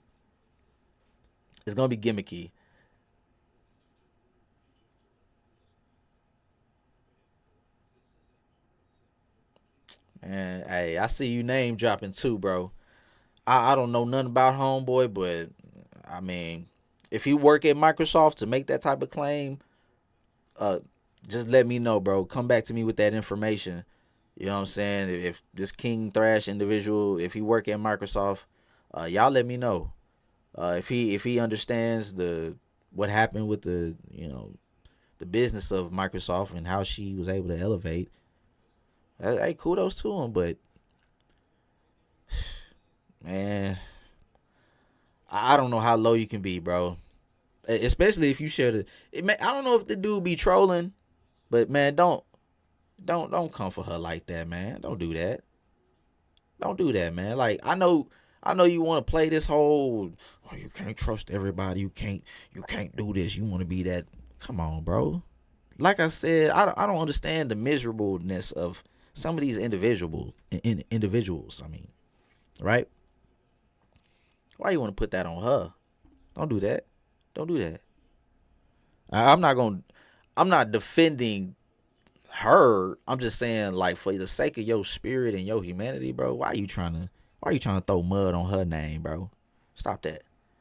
But yeah, it's and that's why I'm saying them dudes on that other end. I know some good PlayStation individuals that love the PlayStation brand, but they ain't capping like some of these other guys are, bro. Some of these dudes be capping, homie.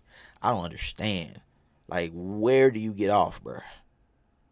I guess when you see them dollar signs from all the engagements and Twitter and social media, the clout chasing, it's clout chasing, bro.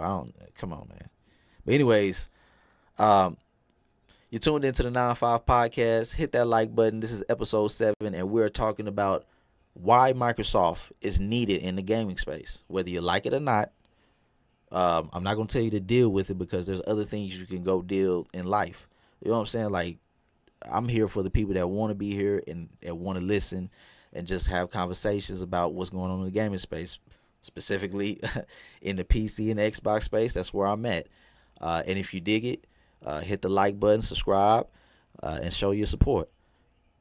Hey, Sarah Bond, as I just just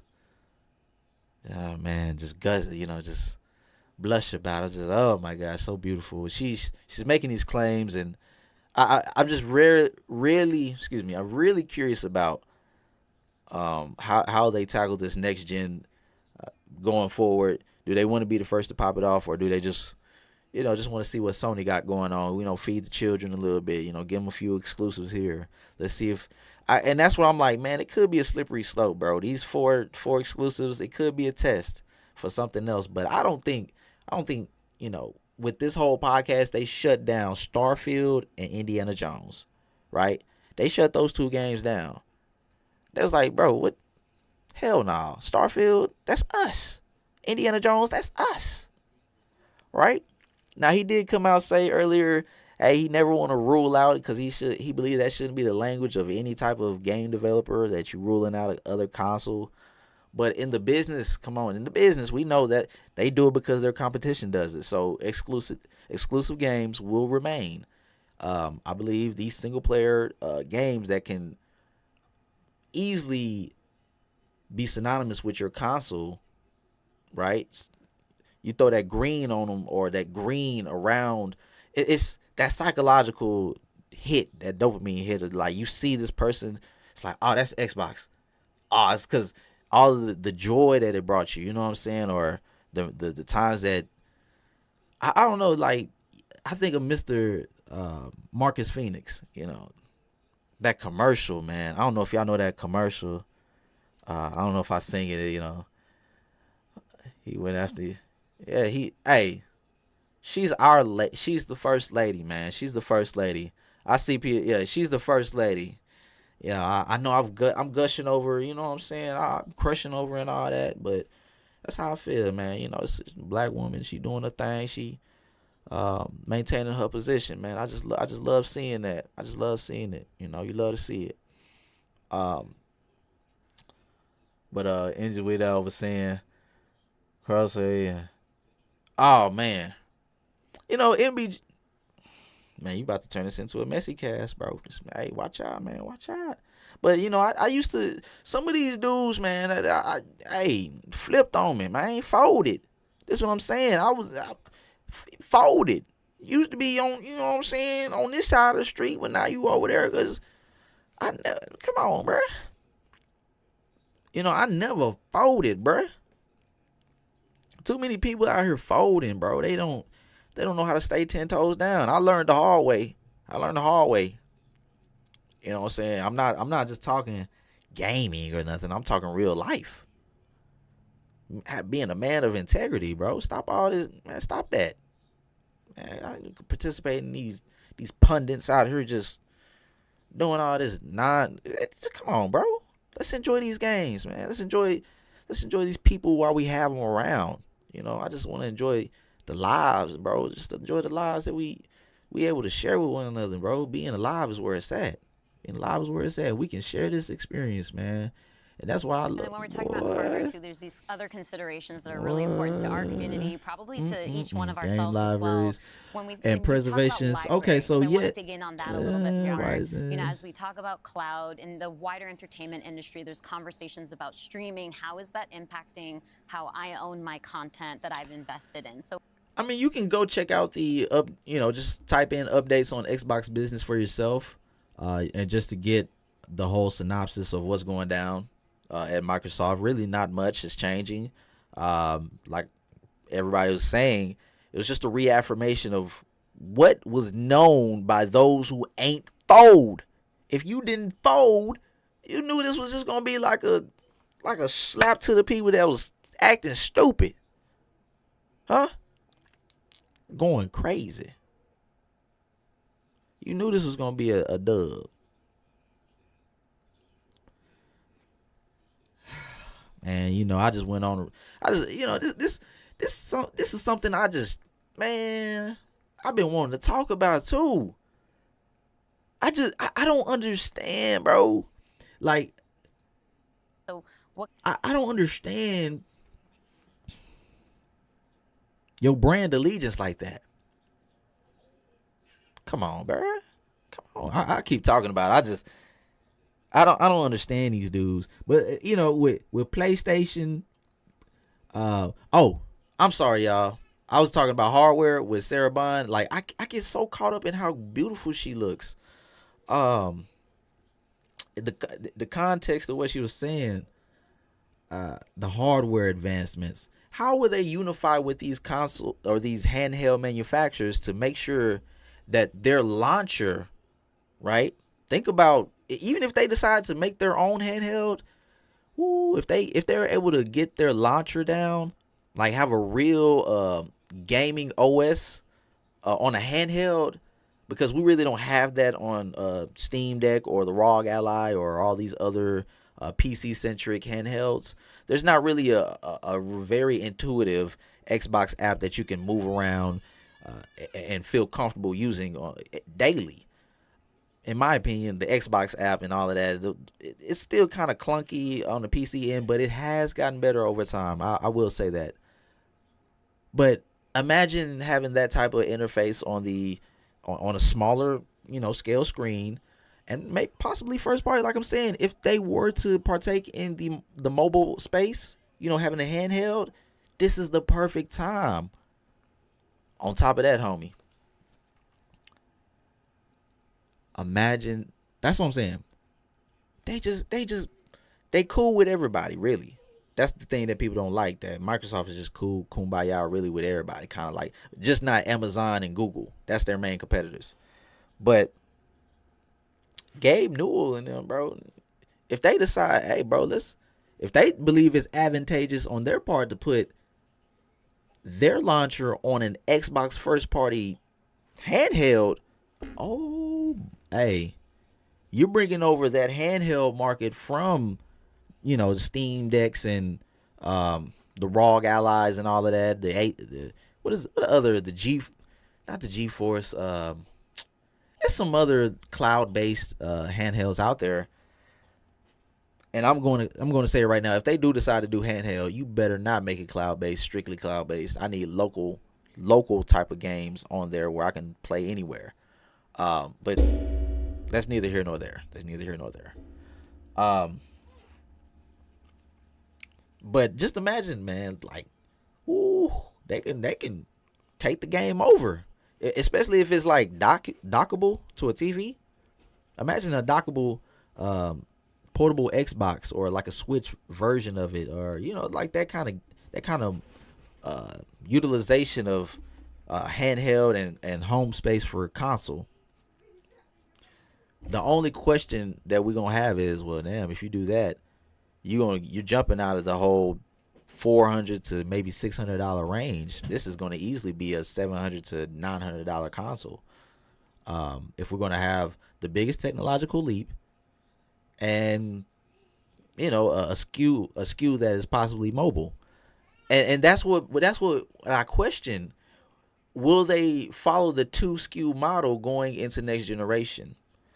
And now over time, it is more easy or apparent to see that they could possibly be making a portable handheld, not for the sake of nostalgia or niche. It's not a niche market anymore. I don't believe this handheld market, it's less niche than it's ever been, even with DS and hell, it didn't just it really sprung when 2016 happened and Nintendo was like, yo, the Switch, boom, excellent marketing, and we see how that became what it is today. So now Microsoft sees that potential. This is why the competition, man, they don't know what's going down. They don't know what they're gonna do. They're trying to pivot and adjust. Microsoft is just they're forward thinking, but they're trying to not step on the rakes now. You know what I'm saying? That's why you see some of this language being tossed around in these interviews and stuff, talking about the vagueness of the answers. That's always one of those things that people talk about with Microsoft. They don't answer straight up. Come on, bro. You don't work there, so you don't really know how they supposed to. The PR, bro. The PR, you know how it is. It's different. It's different than me and you. I can say whatever I want. These people, they got things to hide, and with contractually, you can't say. So Microsoft, bro, they're low key needed this year for 2024.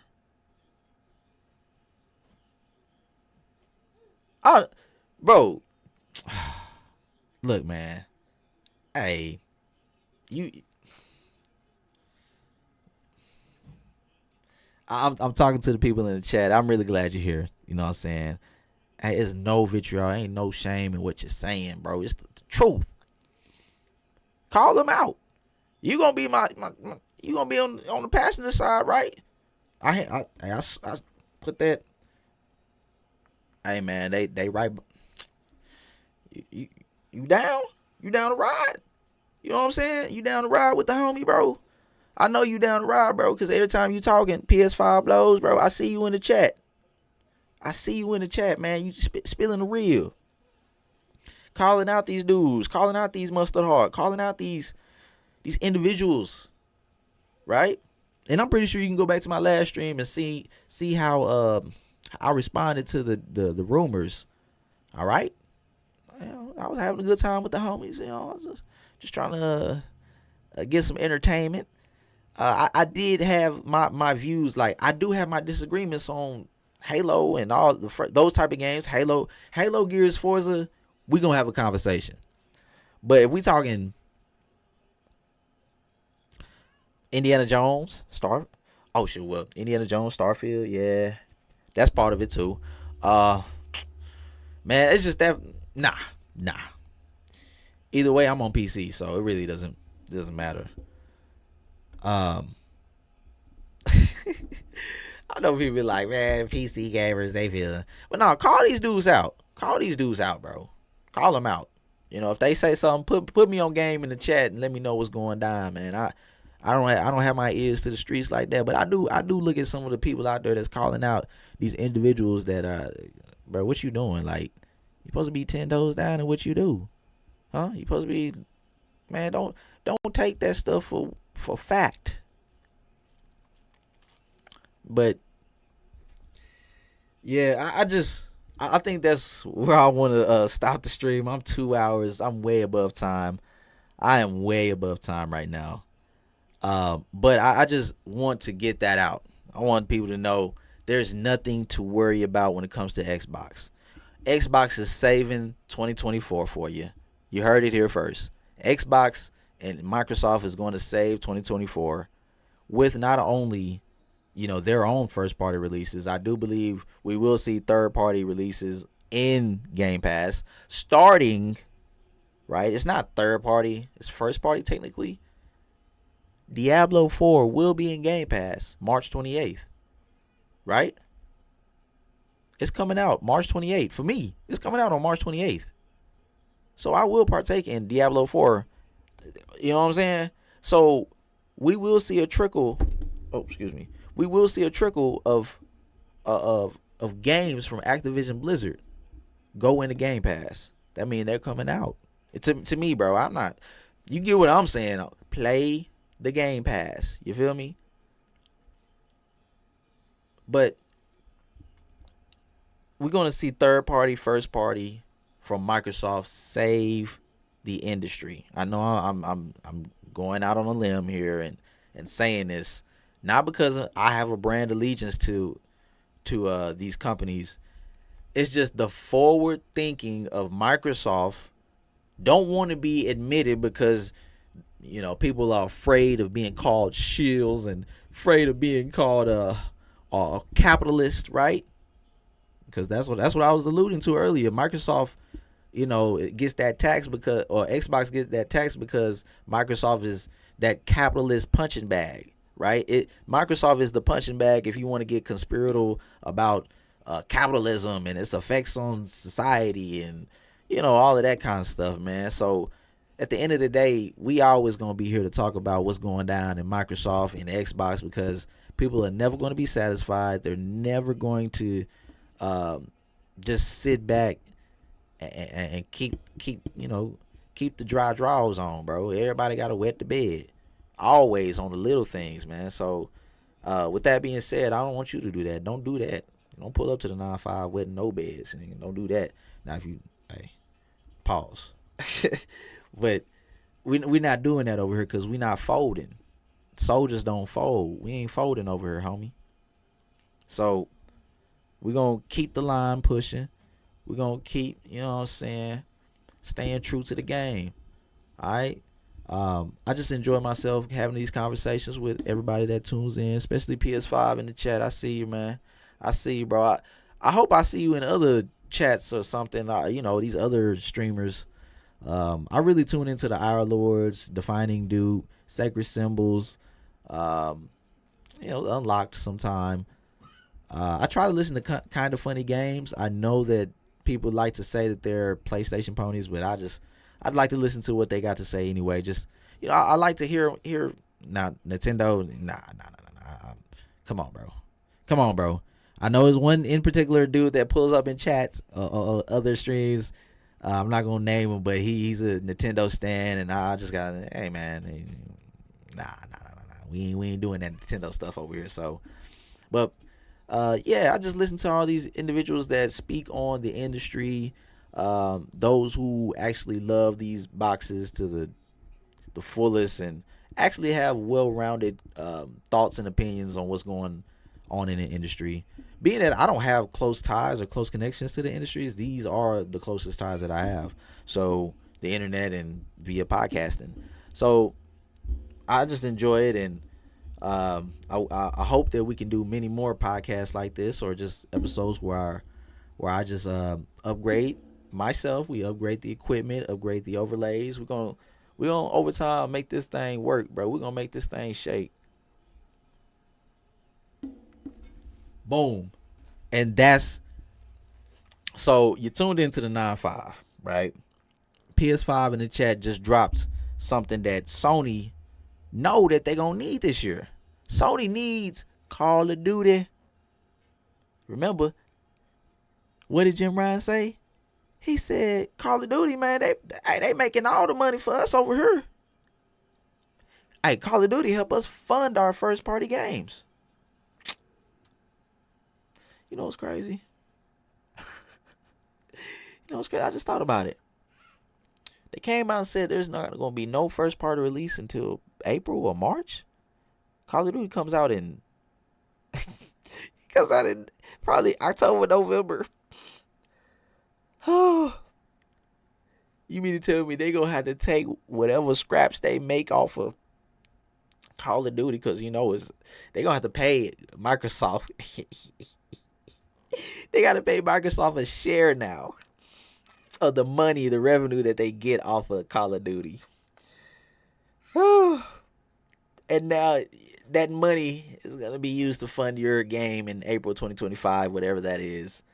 Like, yeah, we're waiting for our payment, man. It's rough over here, I'm just over here, just characterizing, or being dramatic. But, Sony ain't really hurting. It's just pivoted and adjusting, man. That's all it takes, man. Don't fold. Just keep changing and adapting, man. See what's going. If you real true G, you know how to change and move with the seasons, man. So, I know PlayStation going through not turmoil, but just a very unsettling time right now.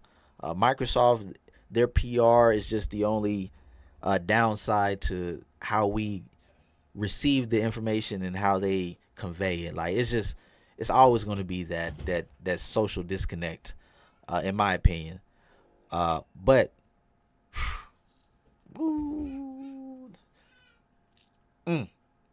And Mr. Phil Spencer, I applaud you, Mr. Matt Booty, as well. These gentlemen decide to let everybody know, hey, this is what's going on. This is our philosophy. The fundamentals are not changing. We are not, releasing these games on competition or competitor platforms. So shut that up. We do know Mr. Green Bomber Jacket, all the way to the right, he said he want to spin the competition out the business. So he down for the cause, man. He down for the cause. He know what Microsoft got. They just spent that money on this one particular studio right here. You know what I'm saying? And that was in 2021 with Bethesda. They got everything in house to just be a juggernaut publisher of a jack of all trades. You know what I'm saying? But they still have to master something. You know what I'm saying? You can't be a jack of all trades and not master anything. So yeah, I might go ahead end the stream here. This is the 9-5 podcast, episode 7. I'm glad you tuned in and showed the support that you did by sticking around, or possibly just, dropping a like, or seeing what it looks like on this end of YouTube, man. I really appreciate it. So I did say in the beginning, as I was going over my love for the Aston Martin and cars, I would have a surprise. So why don't you sit back? This one little little preview clip or preview. This is pretty much the whole video. I just wanted, for those who tune in, I just want to give y'all a sneak peek of my next video that I'm gonna drop on my channel, and it's just gonna be like, look, just check it out, because I love cars. I just love cars. So if you're down, just stick around and just check out my video. You'll see it here first on the live stream, episode 7.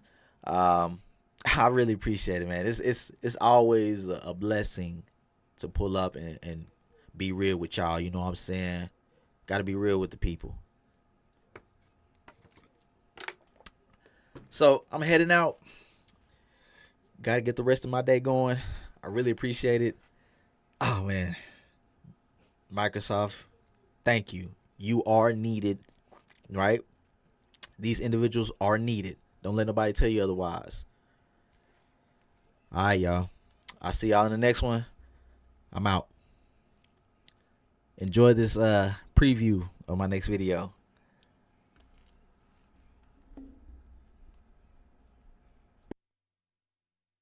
The ultra-fast Kyalami Grand Prix circuit features 16 turns in less than 3 miles, with some dramatic elevation changes which enhances the technical challenge of each twisting bend.